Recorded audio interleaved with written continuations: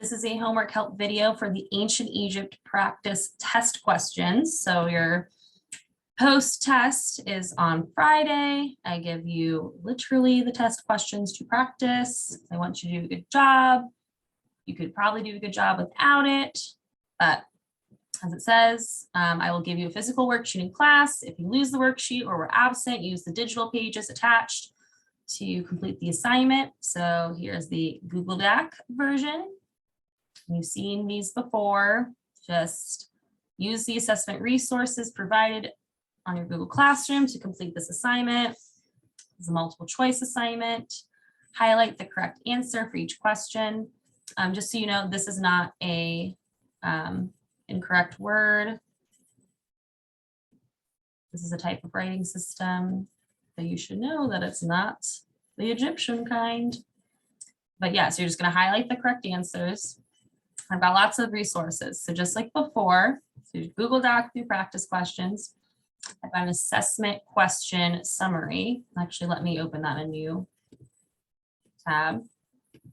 So what I did is I summarized all the info that you've learned this quarter to answer each and every question. I've also attached the Ancient Egypt overview reading. So this is what we read together. Go 100% to view it up close. This is in your packet at school. I've also attached that documentary we watched that has all the info in it. And I've attached Ancient Egypt word bank. If you forgot what a word means, you probably don't need this, but just to be safe. Got all those resources, but really the most helpful or the easiest, I think, is just to use my little summary I made ya. Thanks, Miss Ray. You're welcome, everyone. So who built the giant temples of the pharaohs? You'll see peasants grew crops that supplied everyone with food when not busy working the fields. Peasants helped build monuments like the pyramids. So you go there. Highlight peasant farmers during the flood season. Which of these was in the sanctuary of a temple? Every temple was dedicated to a god or goddess, and he or she was worshipped there by the temple priests and the pharaoh. Large temple buildings were made of stones, so they would last forever. The walls were covered with scenes that were carved into the stone and then brightly painted and contained statues of the gods they worshipped.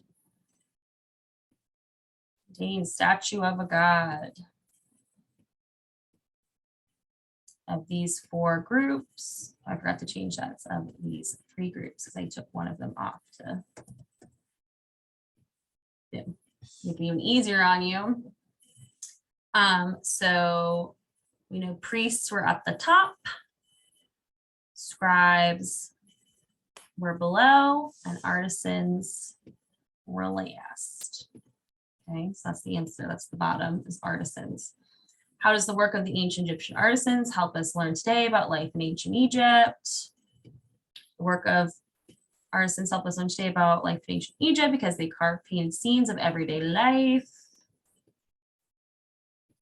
Carve and painted scenes of everyday life. What is the Egyptian system of writing? I hope you know the answer to that. During the Old Kingdom, what were the pharaohs buried when they died? So remember, Old Kingdom, it's different time period in the New Kingdom. So when a pharaoh died in ancient Egypt, they were buried in royal tombs. During the Old Kingdom, royal tombs were located inside huge structures called pyramids. So pyramids. In the Middle and New Kingdom, where were pharaohs buried when they died? So we know it's not pyramids. You know it's not ziggurats because that is a Mesopotamian temple, right? You remember that? So we continue on. To avoid grave robbery, the Egyptians began burying their pharaohs in the Valley of the Kings during the Middle and New Kingdom. So Valley of the Kings. In what ways did the ancient Egyptians use the Nile? So you should know every aspect of life in Egypt depended on the river.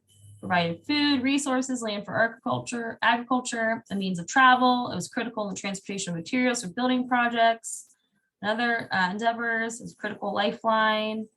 So transportation, fresh water, food, all of the above. Oh gosh, all of the above.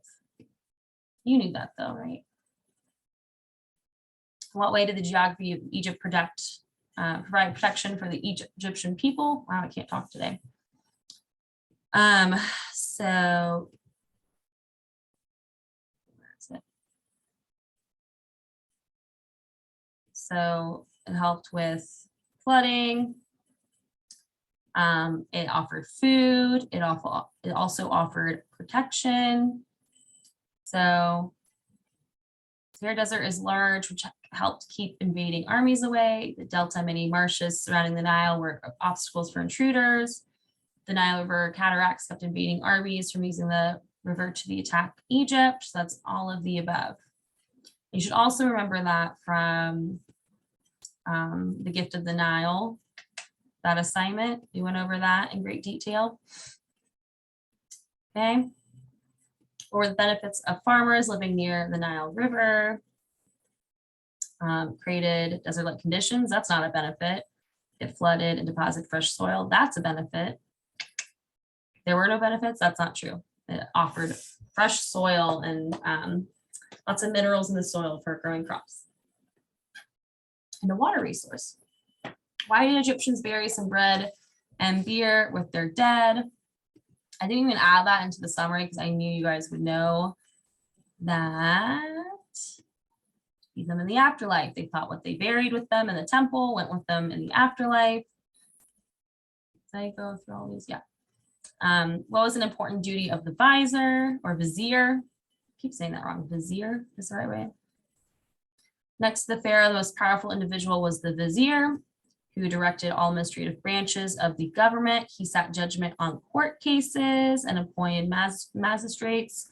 As far as legal duties in a legal proceeding, the plaintiff was required to bring suit. So decided on court cases. That was his biggest duty.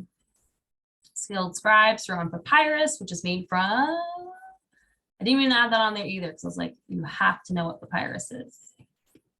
It's also in your vocabulary. We did that whole vocabulary assignment that you guys just love to do. Where is it? Papyrus reeds. It's used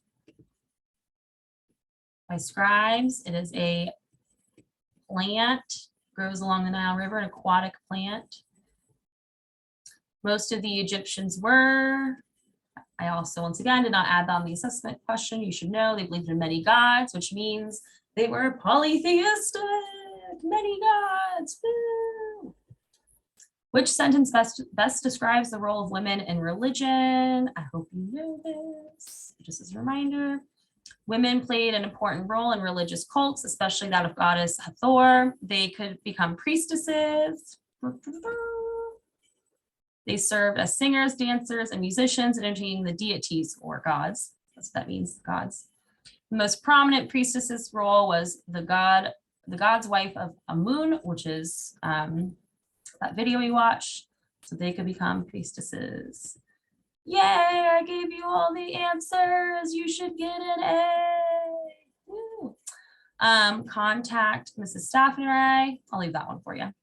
If you have any questions, if you need any help, but you've got this homework help video, you've got the summary of answers, you've got the Ancient Egypt reading, the 1.5-hour documentary that covers everything, word bank, you should get an A. Let me know if you need any help or reach out to Ms. Staffen.